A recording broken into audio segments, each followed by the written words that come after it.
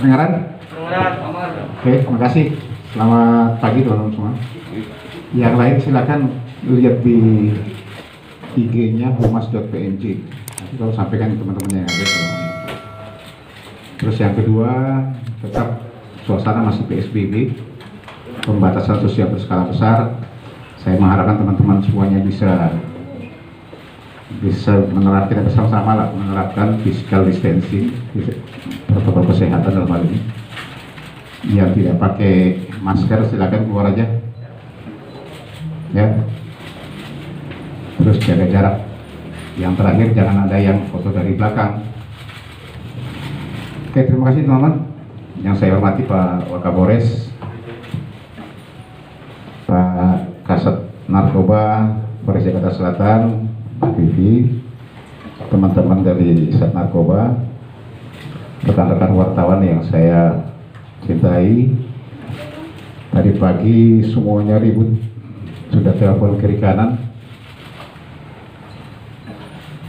Sekarang biar supaya lebih jelas dan setelah ini tidak ada lagi nanti yang menanyakan lagi bagaimana sih Pak kronologisnya.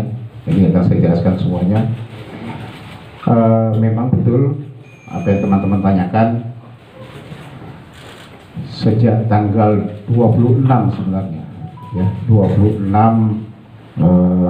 Mei kemarin sekitar pukul 8 sore, Sat Narkoba Polres Metro Jakarta Selatan telah mengamankan seseorang.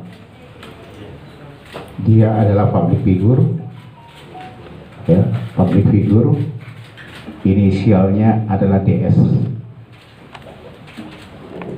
Di kediamannya sendiri, itu di daerah Pondok Labu, Cilandak, Jakarta Selatan. Ya, ini adalah awalnya berdasarkan adanya laporan, ya, laporan masyarakat, kemudian dilakukan penyelidikan, ya, penyelidikan bahwa ada seseorang yang sekarang menjadi DPO. Ya, kita masih lakukan pengejaran, inisialnya adalah C, yang sering mengedarkan narkoba jenis ganja. Ya, jadi sehari sebelumnya, sehari sebelum penangkapan ini sudah kita lakukan penyelidikan dan juga mengintai, mengikuti si tersangka. Nanti pada saat tanggal 26 sekitar pukul 20.00 yang bersangkutan lagi setelah dia mengirimkan barang tersebut kepada tersangka yang sekarang kita tahan, inisialnya DS. Disitulah kita lakukan penangkapan, tetapi salah satu tersangka yang jadi pengedarnya, inisial C sekarang ini, melarikan diri. Kita lakukan pengejaran. Mohon doa restunya, mudah-mudahan kita bisa mengamankan tersangka tersebut, tapi identitas sudah kita ketahui, ya. Tim sementara masih bekerja di lapangan untuk melakukan pengejaran terhadap yang bersangkutan. Pada saat dilakukan penggeledahan di kediaman DS, kemudian ditemukan lagi ada narkotika jenis ganja seberat hampir 16 gram yang dia sembunyikan di atas lemarinya dalam satu tempat, ya, tanpa perlawanan kooperatif. Yang bersangkutan menunjukkan barang bukti yang memang sudah dia miliki, dia dapat dari inisial C tersebut. Ini pengakuannya juga. Sampai dengan saat sekarang ini yang bersangkutan kita lakukan pemeriksaan. Kita masih mendalami apakah kemungkinan ada lagi pelaku-pelaku lain selain C yang sekarang menjadi DPO. Ini masih didalami oleh tim. Tetapi hasil pemeriksaan awal memang yang bersangkutan mengakui sebagai pengguna, ya, pengguna narkotika jenis ganja tersebut. Memang rutin hampir sekitar 1 bulan ini menggunakan ganja tersebut. Motif yang dia sampaikan kepada penyidik bahwa ini yang pertama adalah mengisi kekosongan waktu, dan juga ada satu Yang kendala buat yang si tersangka ini, bahwa memang dia katanya susah tidur. Beberapa bulan ini susah tidur dengan kegiatan selama COVID-19 ini. Dia diem di rumah saja, sehingga itulah dia manfaatkan waktu untuk melakukan hal yang salah. Ya, ini pengakuannya. Tetapi kita masih mendalami apakah masih ada kemungkinan yang lain, tapi sementara hasil pemeriksaan dari penyidik Sat Narkoba Polres Jakarta Selatan memang yang bersangkutan adalah positif. Ya. Jadi kita sudah lakukan penahanan sudah beberapa hari yang lalu. Pengacaranya juga sudah siap, sudah ada yang mendampingi. Sampai dengan hari ini memang ada pengajuan dari tim pengacara kuasa hukum daripada tersangka ini untuk mengajukan rehabilitasi atau pengajuan asesmen. Ya. Surat pengajuan sudah kita terima. Ya.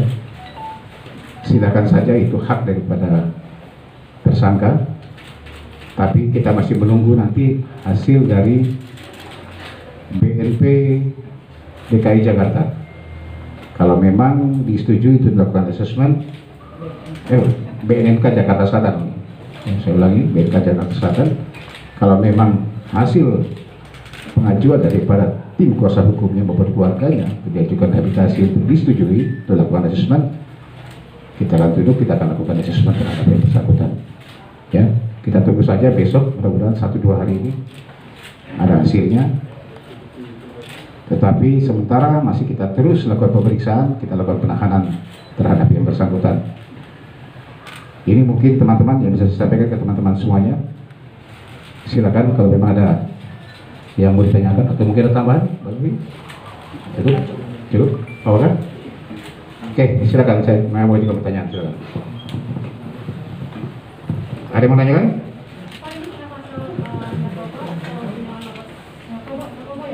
Ya, betul. Jadi pasal yang dipersangkakan di sini adalah di pasal 114 ayat 1, kemudian subsidiar dari pasal 111 Undang-Undang Narkotika dengan ancaman hukumannya paling singkat adalah 5 tahun penjara. Oke. Ada lagi, silakan. Pak, 16 gram itu beli langsung dari C atau secara berkala dia belinya? Pengakuannya dia langsung beli dari si C ini. 16 gram langsung? Iya, ya, itu pengakuannya. Tetapi memang selama kurun waktu, selama kegiatan karena adanya pandemi COVID-19 ini memang 1 bulan ini rutin dia berpemakai. Oke, yang lain? Pak, apakah penangguhan tadi itu dan jaminan dari keluarga, dari istri misalkan? Maksudnya? Soal asesmen tadi yang diajukan itu? Iya, saya sudah sampaikan tadi bahwa kuasa hukumnya sudah mengajukan untuk rehabilitasi dilakukan asesmen. Ya, kita masih menunggu karena bukan kewenangan kita, adanya di BNNK Jakarta Selatan nanti. Ya, Badan Narkotika diajukannya ke sana. Nanti dari sana yang akan meneliti ke sini, akan mengecek apakah yang bersangkutan pantas untuk direhabilitasi atau tidak sebagai pengguna. Nanti kalau dari sana sudah mengajukan yang bersangkutan pantas untuk harus dilakukan asesmen, kita ikuti. Oke? Yang lain silakan. Pak, DPOC ini dari kalangan artis juga atau juga? Bukan. Jadi memang dia pengedar, tetapi makanya kita harus mohon doa restunya lah, mudah-mudahan kita bisa lakukan penangkapan terhadap yang bersangkutan. Identitasnya sudah. Apakah memang dia pemasok untuk artis atau bukan, kita juga belum tahu, karena yang bersangkutan belum kita amankan. Tetapi memang dialah yang mau memasuk kepada saudara DS tersangka ini. Itu pun pengakuannya, ya dia beli dari C tersebut. Oke? Yang lain silakan. Pak, Oke, silakan. Mungkin untuk Bu Kasat, ini kan di Polres Selatan sendiri terakhir udah ada Roy Kiyoshi yang ditangkap, public figure juga. Nah, bagaimana sih pemetaan dari peredaran narkoba di kalangan public figure gitu, khususnya di Jakarta Selatan? Sebenarnya tidak ada sangkut pautnya mau dia public figure atau tidak. Ya, kita tidak pernah ada pemetaan dia harus public figure, dia pejabat, dia siapa. Semua sama. Ya, semua sama di muka hukum. Kalau memang dia bersalah, dia melakukan, dia pengguna maupun juga pengedar, kita akan tangkap. Sama dengan ini, kita tidak tahu kalau dia itu public figure, tapi yang kita kejar pertama adalah inisial C-nya ini. Ya, oke, silakan. Ya, Pak. Oke. Tadi kan dibilang sebulan belakangan ini menggunakan apa, sebelumnya sudah pernah menggunakan juga atau memang baru sebulan ini? Kita masih mendalami, ya, masih mendalami yang bersangkutan apakah sebelumnya lama pernah menggunakan atau tidak. Tetapi pengakuan awalnya sekarang ini bahwa memang rutin selama 1 bulan ini, selama dia di rumah saja dengan kondisi adanya pandemi COVID-19 ini, dia mengakui bahwa memang selama sebulan ini dia rutin. Ada satu kendala buat dia susah tidur, itu alasan dia, alasan tersangka. Tetapi ini masih kita dalami, apalagi kemungkinan nanti kan kita lakukan pemeriksaan lain lagi nantinya. Oke? Yang lain? Awal perkenalan si J dengan DS ini dari mana Pak? Ini sudah materi ke dalam ininya ya. Ya, nanti kita akan sampaikan lah kalau sudah. Oke? Silakan. Pak, untuk daya sendiri sudah dilakukan tes lab atau belum atau akan mungkin dilakukan? Iya, kita akan lakukan segala prosedur. Jadi kan saya katakan tadi kita positif dengan urin. Jelas. Nanti akan ada tahapan lagi kan kita lakukan pengecekan mungkin rambut maupun juga darah nanti ya, kita lakukan pengecekan tidak. Itu untuk bisa mengetahui sudah berapa lama sih. Ada pengakuannya 1 bulan nih. Ya. Tetapi dengan rambut yang kita ini kan nanti kita bisa tahu bahwa dia pemakai sudah lama gitu. Makanya kita masih menunggu ya. Kita masih jalankan semua ini. Yang lain silakan. Cukup teman-teman? Cukup ya? Hah? Oke, silakan terakhir. Istrinya apakah juga menggunakan narkoba juga? Sampai dengan sekarang ini kita tes tidak ada semuanya, cuma yang bersangkutan sendiri. Ya, yang bersangkutan sendiri. Kalau istrinya tidak. Oke. Apakah istri beliau mengetahui tentang ketergantungan dalam 1 bulan terakhir itu? Kalau pengakuannya setelah kita lakukan pemeriksaan saksi termasuk istrinya tidak mengetahui sebenarnya, makanya dia diam-diam, dia rapi sekali. Makanya pada saat kita lakukan penangkapan juga atau barang bukti tersebut dia sembunyikan betul-betul dia, yang istrinya pun tidak tahu kalau ada barang bukti tersebut. Ini sementara yang masih kita lakukan. Oke, cukup? Oke. Penjelasan saja DS itu benar gak Pak bisa sama? Saya ngomong DS itu aturan kode etik yang harus kita lakukan. Oke? Ya, kamu harus tahu kode etik jurnalis. Ya, cukup teman-teman ya. Jadi ini yang terakhir himbauan saya mungkin kepada semuanya bahwa memang situasi sekarang ini selama COVID-19 sejak mulai Maret ini secara totalitas kriminal yang ada di wilayah Polda Metro Jaya ini sebenarnya menurun. Ya, menurut secara klaim total, saya bilang. Tetapi ada beberapa sektor-sektor kejahatan lain, ya, yang memang ada sedikit peningkatan. Contoh paling kecil saja narkoba.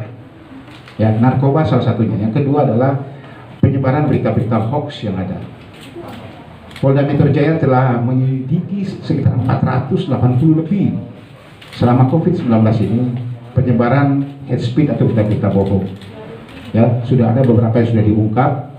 Kemudian yang ketiga adalah street crime atau kejahatan jalanan. Seperti kemarin kita ketahui bersama banyaknya kejahatan perampokan di beberapa minimarket karena memang perubahan mereka, pencurian dengan pemberatan. Jadi berubah bukan di rumah lagi dilakukan pencurian karena sekarang ini kan masyarakat banyak yang di rumah. Cari tempat-tempat yang kosong seperti minimarket yang terjadi. Kemudian juga kejahatan jalanan, begal, tapi Polda Metro Jaya pengungkapannya cukup tinggi. 18 kasus curat minimarket, 16 yang sudah diungkap selama COVID-19 ini. Kemudian juga kejahatan-kejahatan jalanan. Nah, kenapa? Karena memang Polda Metro Jaya membentuk Satgas khusus penanganan untuk kejahatan jalanan dan juga premanisme yang ada. Ini masih berjalan terus. Setiap hari kita lakukan patroli, kita giatkan patroli yang ditingkatkan. Yang masyarakat mengharapkan memang polisi itu ada di mana-mana yang berseragam. Kemudian juga kita patroli dengan skala besar bersama-sama dengan teman-teman TNI.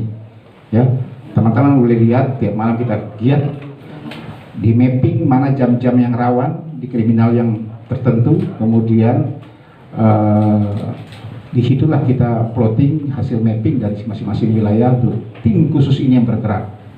Ya, patroli terus kita lakukan, pencegahan terus kita lakukan. Ini mungkin saya sampaikan teman-teman. Terima kasih. Assalamualaikum warahmatullahi wabarakatuh.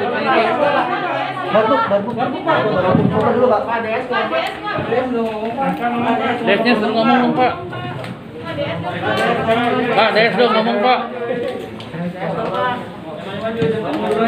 Jangan maju, jangan maju. Ya, kepala.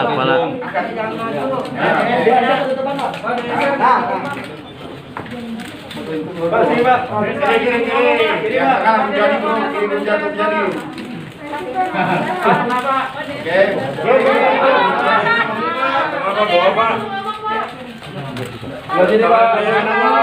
Sini Pak.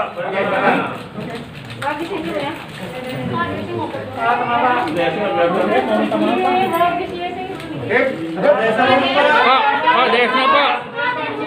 Dikit aja, dikit. Gak ada pertanyaan ya? Ya.